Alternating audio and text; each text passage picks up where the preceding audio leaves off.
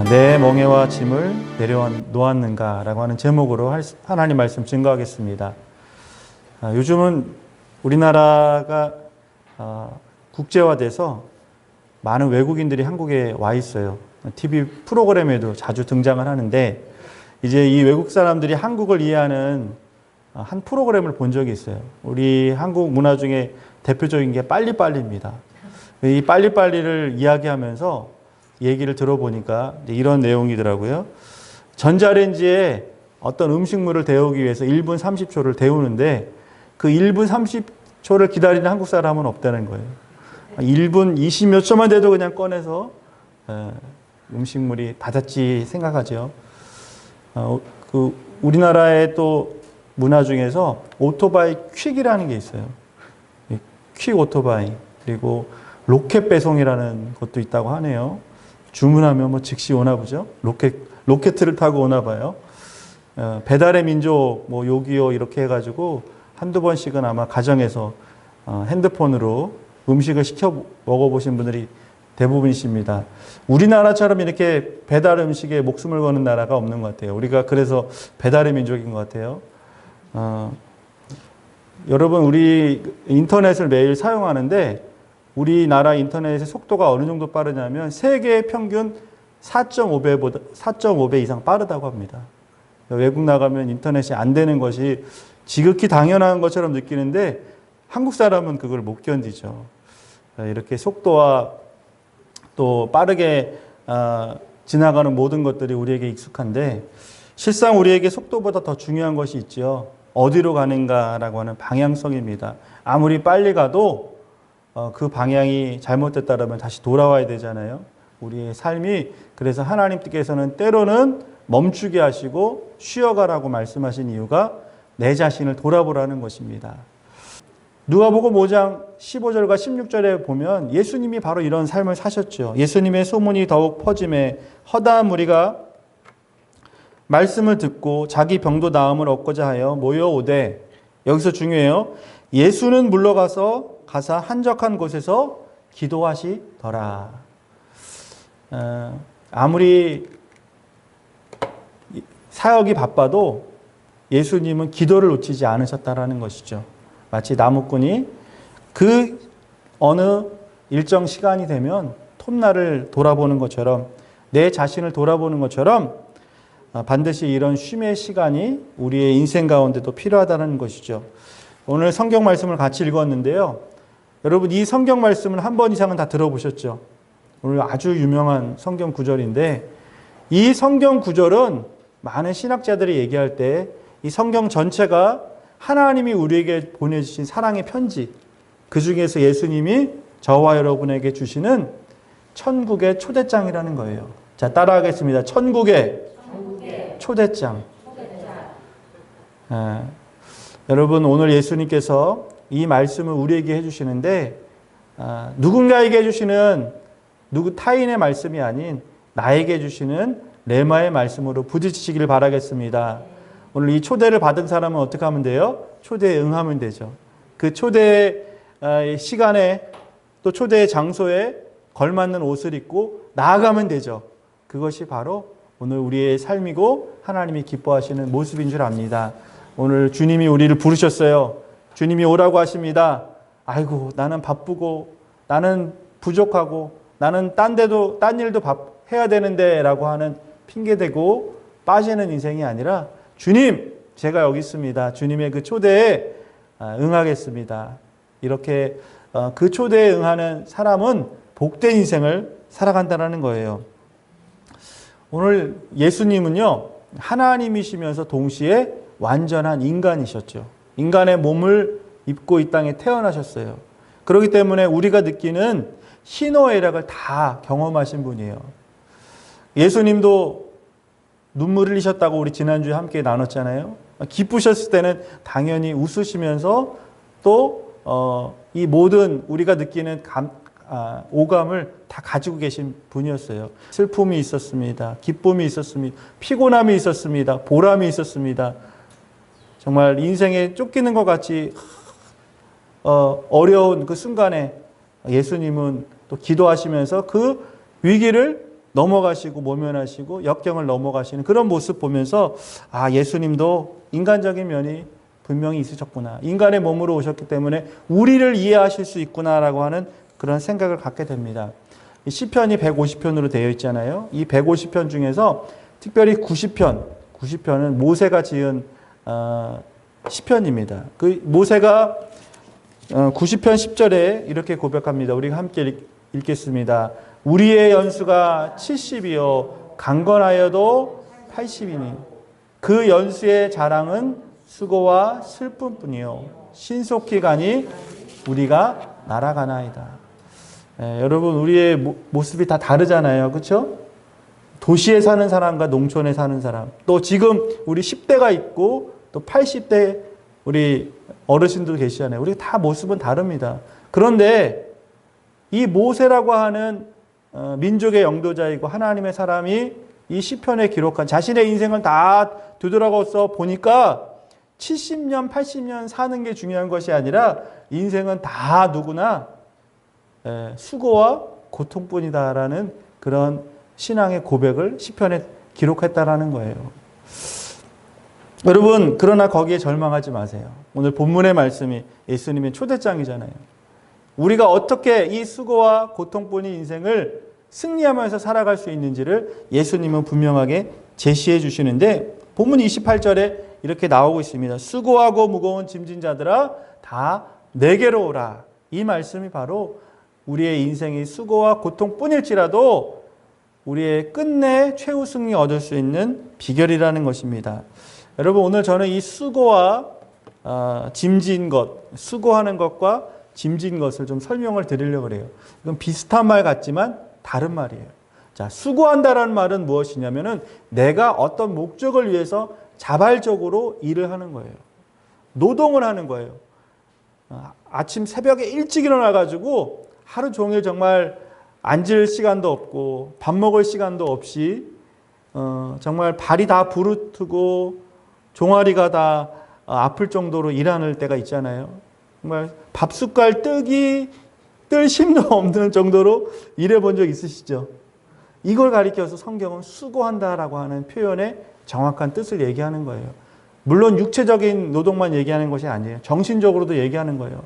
너무나 지치고 힘들어서 사람에 치여서 일 때문에 더 이상 사람 만나는 것도 싫고 아무것도 진짜 하고 싶지 않은 그런 상태, 완전히 녹초가 된 그 상태를 바로 오늘 성경은 수고한 상태라는 것이죠. 저는 이 오늘 설교를 준비하면서 부모님이 생각이 났어요.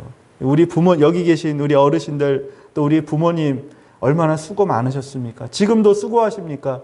대한민국 전쟁 정말 수많은 역사의 격변기 속에서 우리 부모님들은요 다 그 과정들을 지나오신 거예요. 못 먹고 못 살고 힘들고 고대도 묵묵히 오뚜기처럼 다시 일어나셔서 자신의 가족들을 위해, 나라를 위해, 자신을 위해서 열심히 묵묵히 걸어오셨던 분들이 바로 저는 부모님이라고 생각하고 그 부모님께 정말 존경의 박수를 쳐드리고 싶습니다. 그런데 요즘은 그게 끝이 아니라 자식들 시집장가 보내면 끝인 줄 알았더니 뭐예요? 혹 떼려고 그랬더니 혹이 또 붙여가지고 제가 많이 경험합니다. 우리 부모님들 세대가 손주 봐주시는 일이 부과된 시대가 된 것 같습니다. 얼마나 수고가 많은지 몰라요. 수고가 끝이 없어요. 자, 이 수고, 또 무거운 짐을 진다라고 하는 말은요, 내가 원치 않는 일을 해야 될 때 그 무거운 짐을 얘기하는 거예요. 내가 선택하지 않은 것들이 너무나 많죠. 이 형제들이 많은 집에 보면 장남이 있고 장녀가 있습니다. 근데 장남이 짐이 있고요. 특별히 장녀의 짐이 있습니다. 누가 그것을 가르쳐 주지 않았는데도 그 짐을 지고 가는 거예요. 둘째 막내는 전혀 죽었다 깨도 몰라요. 장남 우리 형이 얼마나 그 짐을 지고 가는지는 아무도 몰라요. 장녀도 마찬가지예요. 그 장녀를 제가 이렇게 보니까 저는 중간이거든요. 중간은 몰라요. 장녀를 이렇게 보니까 그 책임이 있더라고요. 그 장녀만이 갖고 있는 것들이 있어요. 교회에서는 어떻습니까? 교회에 주신 하나님이 주신 직분에 또 짐이 있습니다. 교회 목사, 장로, 권사, 집사. 직분의 무게감이 다 다르지 않습니까? 누가 설명하지 않고 누가 얘기하지 않아도 교회 중직들이 갖는 짐이 또 있다는 것이죠. 때로는 여러분, 내가 결핍, 없는 것 때문에 생겨나는 탐욕의 짐, 야망의 짐, 또 성취욕의 짐에 우리는 빠져 있지요. 이 사회 속이 얼마나 각박해요. 이 경쟁 속에서 살아남기 위해서 남을 누르고 일어나야 되는 경쟁의 짐도 있습니다. 또 내 양심과 현실 사이에서 내가 신앙인인데도 불구하고 사회와 세상과 타협할 때 있습니다. 내가 하나님의 사람인데도 불구하고 세상 사람들과 또 걸맞춰서 살아가야 되는, 마치 놀이터의 시소게임처럼 내가 하나님 편에 설 것인가 세상의 유익을 택할 것인가라고 하는 이 양심의 짐을 지고 갈 때도 있다라는 거예요. 여러분, 하루 한 날 이런 것들을 생각하면 짐이 가벼워지는 것이 아니라 더 많아지는 것 같아요. 죽을 때까지 우리는 짐을 내려놓기가 쉽지가 않다라는 것이죠. 오늘 28절 말씀에 예수님이 이 수고와 무거운 짐을 벗겨주신다라고 말씀하십니다. 여러분, 내 짐을 벗기 전까지는 안식은 없는 거예요. 오늘 안식일 주일이잖아요. 오늘 제가 설명한 무거운 수고하는 것, 무거운 것, 멍에, 짐, 이거 내려놓지 않으면요, 우리가 이렇게 기쁘고 감사한 날 모든 사람이 은혜 받아도 나만 은혜 못 받고 있는 거예요. 저는 여러분이 오늘 예수님이 말씀하신 것처럼, 예수님의 초대장처럼 나에게 와라, 수고하고 짐진 자 내게 와라, 내가 너를 쉬게 하리라고 할 때, 주님, 내 짐 내려놓겠습니다. 내 무거운 거 오늘 이 시간 완전히 주님 앞에 내려놓겠습니다. 결단하시는 저와 여러분 되시기를 바라겠습니다. 여러분, 예수님 당시에는 율법이 지배하는 시대예요. 율법이 하라고 하면 하는 거고, 율법이 하지 말라 그러면 안 하면 돼요. 이 율법의 가장 중심이 뭐냐면 안식일을 거룩하게 지키는 거예요. 자, 유대인들이 안식일을 잘 지켰을까요? 못 지켰을까요? 잘 지켰어요. 철저하게 지켰어요. 목숨과 같이 지켰어요. 그런데 아이러니한 거는 안식일을 지켰는데 안식은 얻지 못했어요. 예수님이 안식일에 생명 살렸잖아요. 그렇죠? 그러면 그것을 박수 쳐줘야 되는 사람, 율법학자, 바리새인, 서기관, 유대 지도자들은 박수를 쳐줘야 되는데 박수 치기는커녕 예수님을 책잡으려고 했잖아요.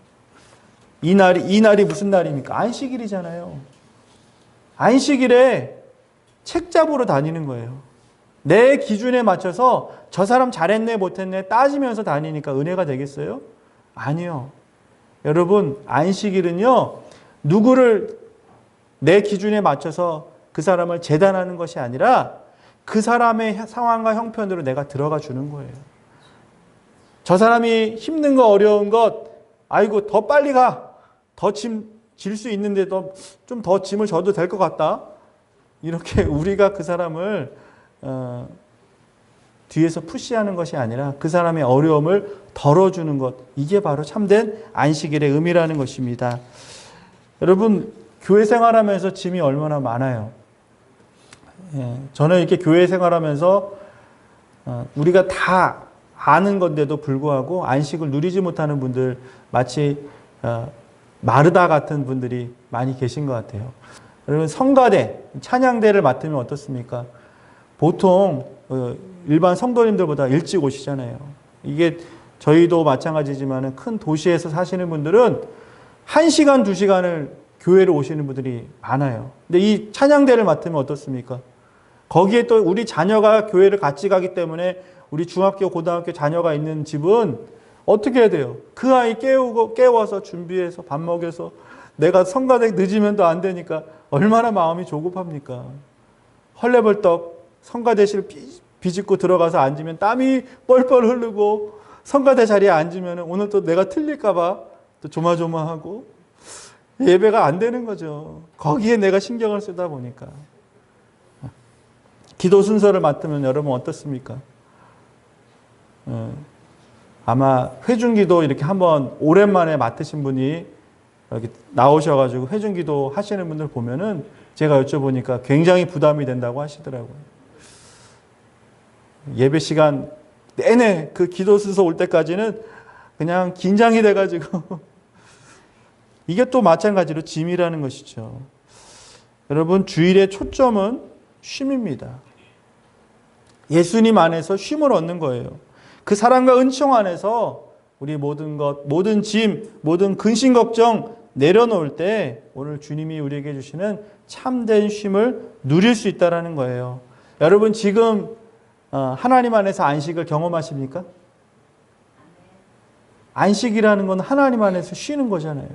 하나님이 나를 바라보셨을 때 너의 존재만으로 나는 충분해.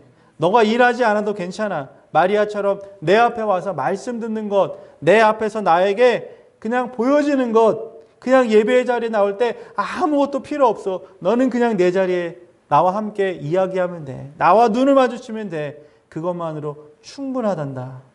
여러분, 그런 음성에 내가 반응하는 사람은 쉼을 얻을 수 있는 거예요. 지금 예배를 드리면서도 머리 한편에는 예배 끝나자마자 밭에 가서 일을 해야 되는데 오늘 비가 오면 안 될 텐데 오늘 우리 집에 누가 찾아온다라는데 아이고 뭐 오늘 또 저녁을 해서 먹여야 되나. 왜 이렇게 예배 시간이 목사님 설교가 길어서 이렇게 빨리 안 끝나나. 여러분, 다 내려놓는 거예요. 이 시간만큼은 하나님 다 주님께 맡기오니 주님 책임져 주시옵소서. 너희는 먼저 그의 나라와 그의 의를 구하면 이 모든 것은 주님이 책임져 주신다 그랬으니 내 일생, 내 평생, 내 할 일 나는 할 수 없지만은 하나님 책임져 주세요라고 하는 사람이 하나님이 기뻐하시는 사람이라는 거예요. 오늘 계시록 14장 13절에 이렇게 말씀합니다. 이 말씀이 왜 중요하냐면 여러분, 내가 지금 안식을 경험하는 사람만이 천국에서도 안식을 경험할 수 있다는 거예요. 지금 사는 게 지옥이야. 난 빨리 죽었으면 좋겠어. 죽으면 천당 가니까. 여러분, 이런 사람이 가는 곳이 천국 아니에요. 지금 내가 살아가는 것이 힘들지만 하나님이 함께 하심으로 천국이 경험되고 안식을 내가 체험해야 죽어서 천국 가는 것이지, 지금 내가 힘드니까 그냥 가겠다. 여러분, 이런 사람이 가는 곳 결코 천국 아닙니다. 계시록 14장 13절 말씀 우리 함께 읽겠습니다. 또 내가 들으니 하늘에서 음성이 나서 이르되 기록하라. 지금 이후로 주 안에서 죽는 자들은 복이 있도다 하시매 성령이 이르시되 그러하다. 그들이 수고를 그치고 쉬리니 이는 그들의 행한 일이 따름이라 하시더라. 여러분, 이것이 왜 중요하냐면 여러분, 천국에서는 우리가 할 일이 없어요. 천국에서는 밥할 일도 없고 성가대 때문에 일찍 일어날 필요가 없는 거예요. 이 땅에서 주를 위해서 행한 것, 주를 믿는 그 참된 믿음, 열심, 수고, 또 이웃을 사랑하는 그것 가지고 우린 천국 간다라는 거예요. 그리고 그것 가지고 간 사람은 천국에서 주님이 쉬게 해주시고 영원한 안식에 들어가게 해주신다는 말씀입니다. 오늘 여러분이 안식을 경험하시기 바랍니다. 오늘 이곳이 천국과 같이 하나님과 나밖에 없는 정말 하나님으로 인해서 충만한 하나님 한 분만으로 감사한 우리의 삶이 되시기를 바라겠습니다. 오늘 29절 말씀에 보면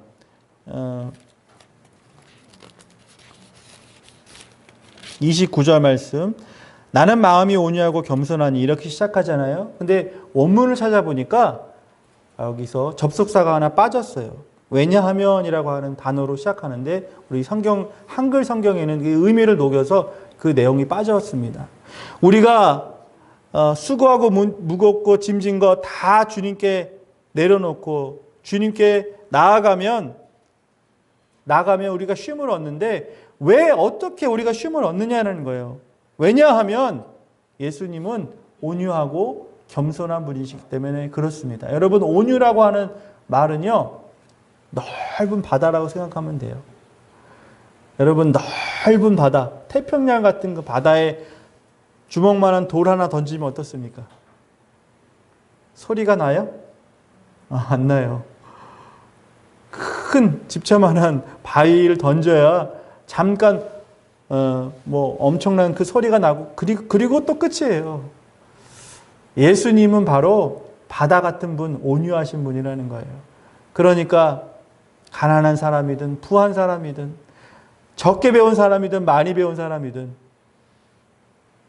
우리 모두가 누구든지 예수님께 나아갈 수 있다는 것이 온유라는 거예요.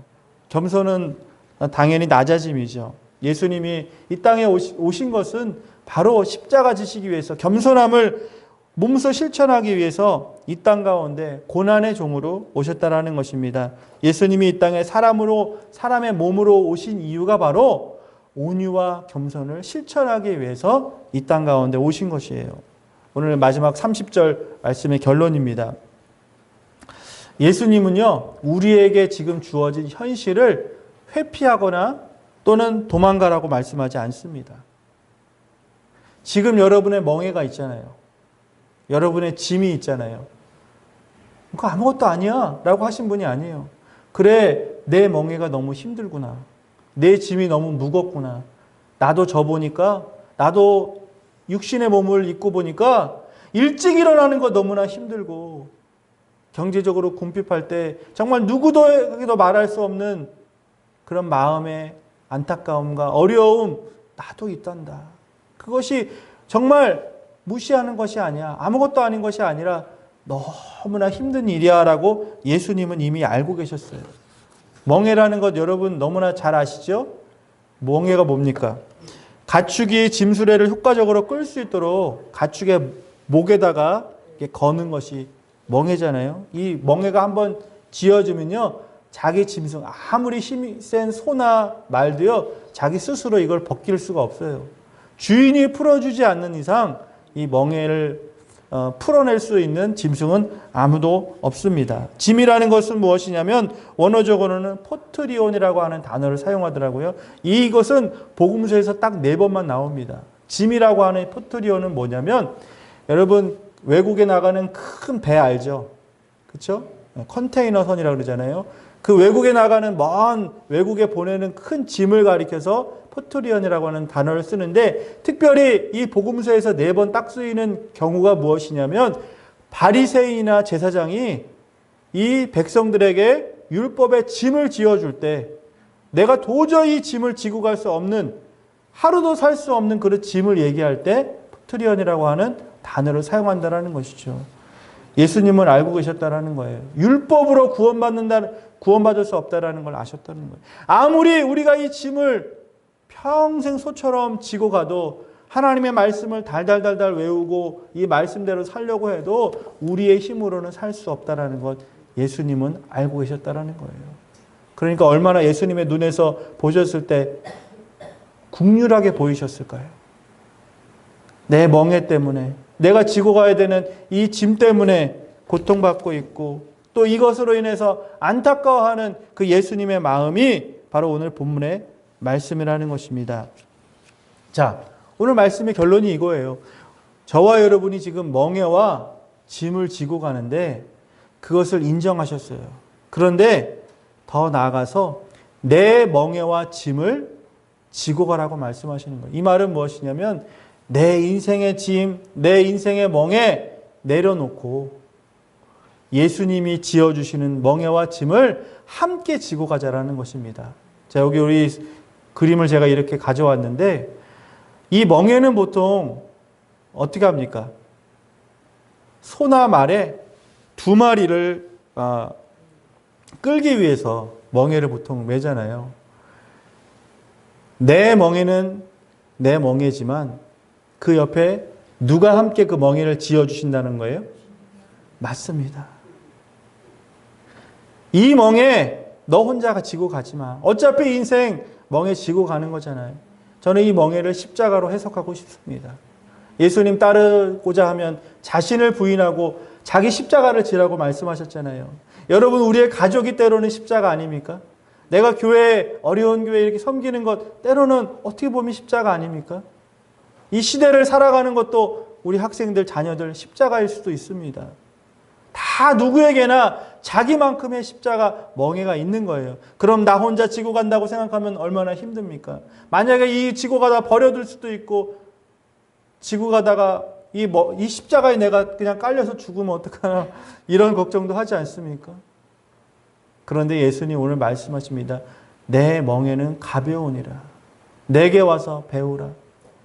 이미 나는 십자가로 승리하였고 이 십자가로 모든 죄를 율법을 완성한 자이기 때문에 너희는 그 율법에 매일 필요도 없고 나의 멍에를 지고 나에게 주어진 우리 각자에게 주어진 그 십자가를 지고 갈 때 우리는 승리할 수 있는데 그 십자가를 나 혼자 지고 가라고 말씀하시는 것이 아니라 우리 예수님이 함께 지고 가시겠다고 말씀하신다라는 거예요. 그렇다면 여러분 위로가 되지 않습니까? 나는 너무 지금 힘들어. 아무도 못 알아줘. 내가 지금 이렇게 고생하는 것 누구나 알까? 예수님도 모를걸? 아니요. 오늘 예수님이 우리의 가장 가까운 곳에 찾아오셔서 너 혼자 지고 가지 마. 함께 지고 가자.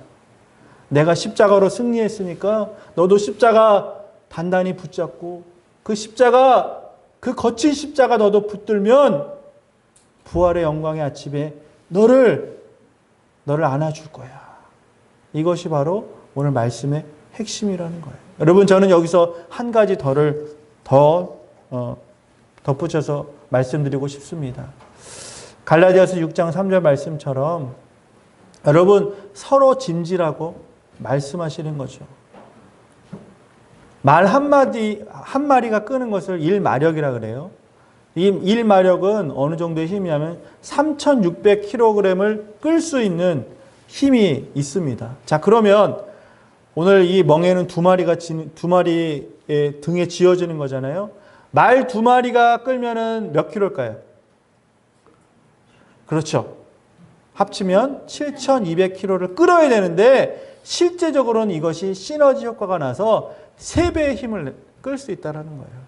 한 마리는 3,600kg를 끌 수 있어요. 혼자서 그 말 한마디가 땀을 뻘뻘 흘리면서 죽을 힘을 다해서 일마력의 힘을 내지만 한 마리만 더 나와 어깨를 같이 하고 나의 수고에 힘내. 우리 한번 해보자. 그 사람 한마디의 말만 내 옆에 있으면 2배가 아니라 몇 배요? 3배의 힘이 더해지는 거예요. 이제 내려놓으세요. 내 멍에 너무 힘들잖아요. 내 짐 혼자 지고 가려면 지치잖아요. 포기하고 싶잖아요. 그런데 오늘 예수님이 우리에게 초대하시는 거예요. 수고하고 무거운 짐진 자들아 다 내게로 오라. 내가 너를 쉬게 하리라. 나는 온유하고 겸손하니 내게 와서 배우라. 내 멍에 와. 짐은 가볍다라고 말씀하십니다.